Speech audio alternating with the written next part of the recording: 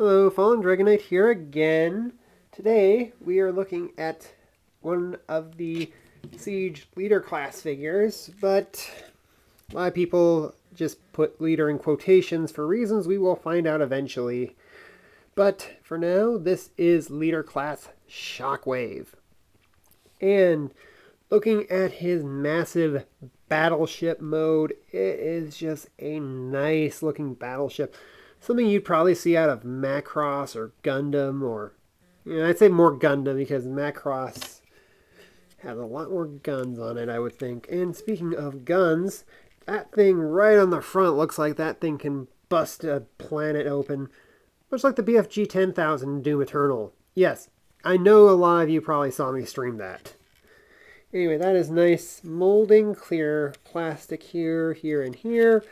We got some nice silver paint on the guns with a lot of molded detail all along the sides. We got some 5mm ports on the side for the weaponizer gimmicks.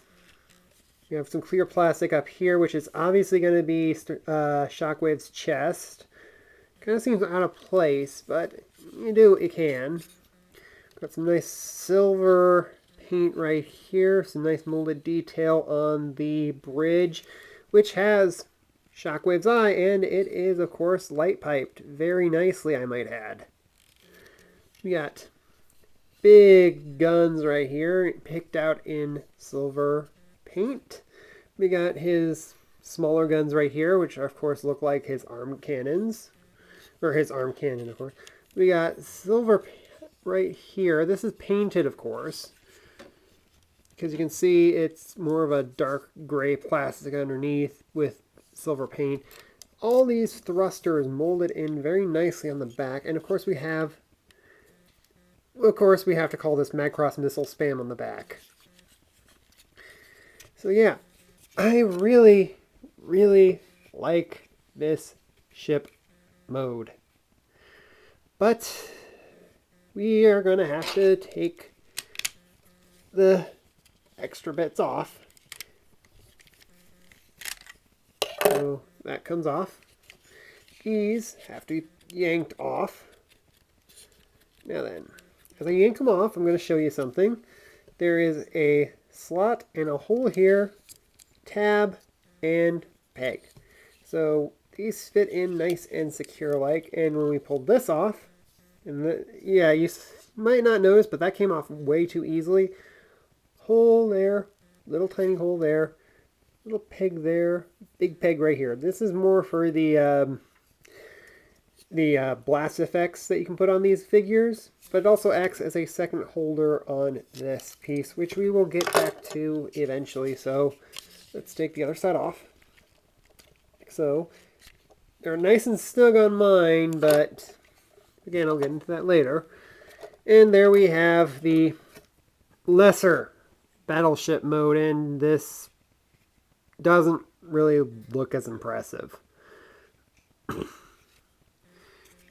But fold down the landing gear, fold in the fins, take this out, plug it right up there, and we have what this really should have been, is blaster mode.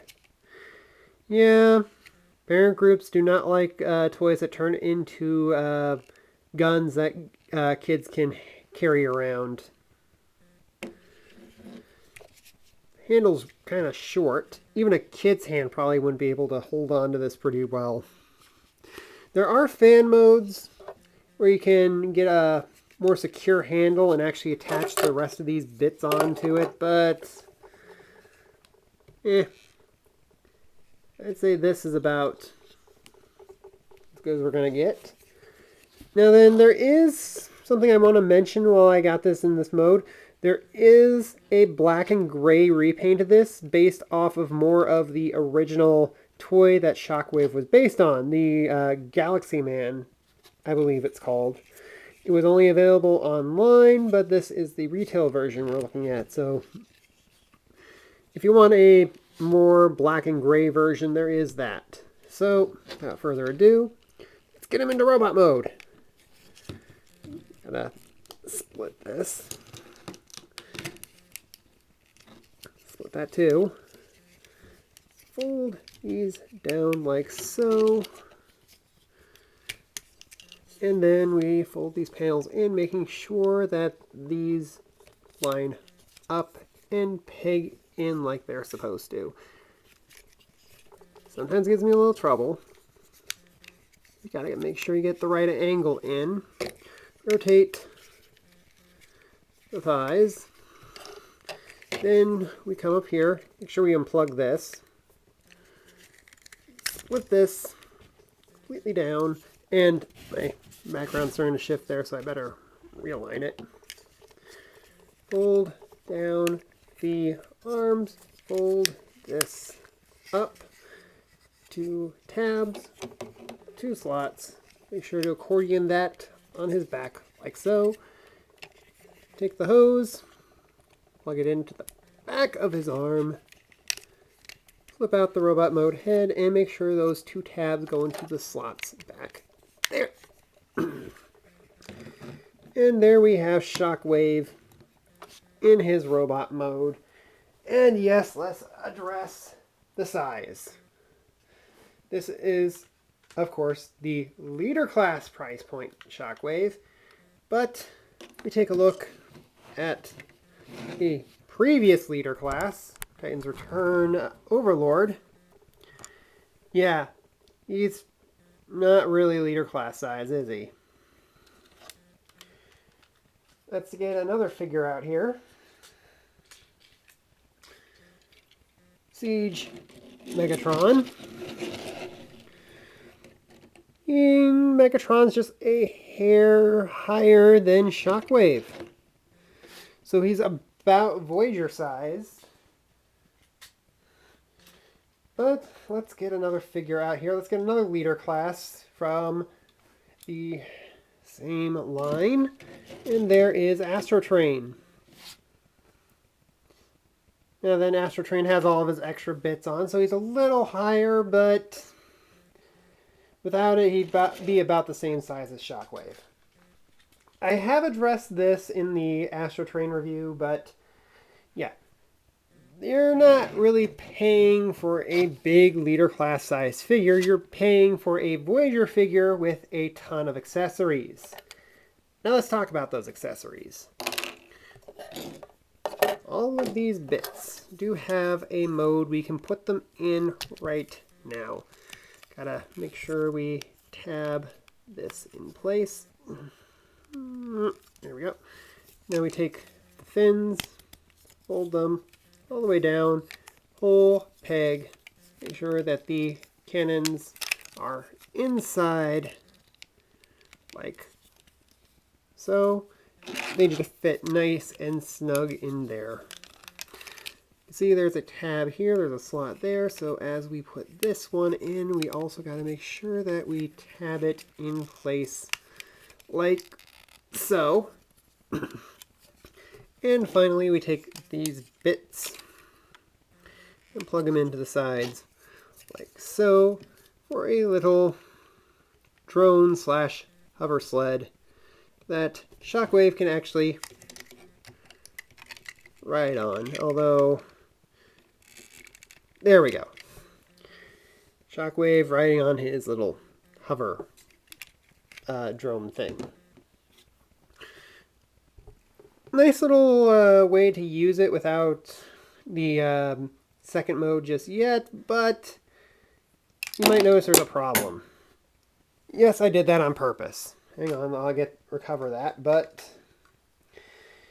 yeah, mine, the pegs on the side barely hold this on at all. I don't know why, but these pegs are very loose. In fact, there's a lot of places where the pegs don't really fit like they're supposed to. Sometimes they're kind of tight, other times they're very loose and don't hold at all. I have the same problem with Cog, and Cog is notorious for his guns not fitting into his hands like they're supposed to. This, I think, is more of a mileage may vary. I might just have a bad one. But, of course, we'll put these off to the side. because we still need to look at his articulation. His head is, of course, on a ball joint, and he has the same light piping as before. You, of course, see more molded detail in the Decepticon logos on his forearms. He has 2 joints in his shoulder, one for transformation. He has a little over 90-degree bend at the elbow in both arms, and wrist swivel on both, which is kind of weird because why would this need a swivel? He has universal hips with a ratchet forward and back, ratcheting knees about 90 degrees, thigh rotation, which again is for the transformation. His waist is actually not hindered at all by this backpack, which is the only piece of kibble, and that would be where the battery pack was in the original G1 toy. And his foot just tilts left and right. I would have liked it if it could also rock forward and back, but you do what you can. There's a little looseness in the hip on this side. Well, both sides, but it's not terrible. Anyway, we also have the little pegs here, here, here, here, and here, where we can put in a blast effect. Make it look like he's getting hit. And of course, we can make it look like his gun's blasting. Very nice. Also, the hose doesn't get in the way, although it does have little streaks in it to make it look like it's damaged. I do like the scuffing on his feet, because that looks pretty nice, but the hose is a little much, and the battle damage effect on the rest of his body is not really that noticeable. I think there might be a little bit on his body in certain spots, but it's not really visible at all. In fact, it doesn't even look like there's any. There might be some, I'm not seeing it. He's also a very nice shade of dark purple. Kind of looks like dark bluish purple on the camera, but you see. Anyway, let's get his accessory bits on, which is basically why you're paying the leader class price for this. I like to flip these fins out like this instead of keeping them in the foot, because that's how it was in the package, and I think it just looks nice that way. So we just peg him into his feet. You can see there's a hole here, peg there, and there's a little notch there that we can fit into the rear of his foot. So we're going to just do that. Like so. Next we're going to take this piece right here. It's going to fit on the same way it did in his vehicle mode. I'm going to unplug the hose to give me a little extra clearance. So we're just going to peg that into the same spot because there's a hole there, peg there, and we're good to go. I actually think I have this backwards. So yeah, I have this backwards. I have to flip this around. Although it fits on either way, certainly have to go because of the hinges here, because they're supposed to splay out like this. Looks like a stabilizer pack of some kind. Of course, I gotta plug his hose back in. And then these sections right here, we flip out the guns to make extra arms, and we fit it in an angle to get over this peg. There's a hole there, peg there. Just fit it in. Kind of wants to pop out on this side for me. Again, it's a mileage may vary thing. So we're going to do the same to the other side. Hold in, slide in, and there we have Shockwave in, they didn't say what this form's called, but we're just going to call it Super Shockwave. Let's get Astrotrain back out here. Yeah, he is a bit bulkier than Astrotrain for sure.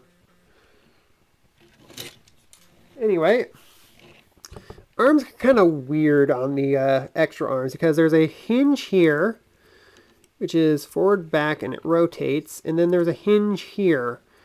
It's kind of hard to get to articulate the way you want it to, but once you figure out how the joints work, it doesn't really hinder it too much. Of course, there's an extra hole there if you want to change the hose to the outer gun. Come on, get in there. And of course, you have some extra options. And of course, there are all those holes, so you can put like cog or 6-gun or brunt on here. Although I really wouldn't recommend plugging anything into these outer arms, because I actually plugged in one of Brunt's weapon modes on this, and this arm does not really have a whole lot of strength to it. It can hold itself up just as fine, but once you put in enough weight, it just droops. There's not enough hold there. And I think that's just mine, because again, some people have actually had a lot tighter joints. The pegs actually hold a lot better on theirs. Mine's probably just a quality control issue. But he is definitely a nice Shockwave. Without the armor, he looks like a G1 Shockwave. With the armor, he just looks like Death Incarnate. Anyway, that is my review for Siege Shockwave. And I hope to see you guys again next video. Bye!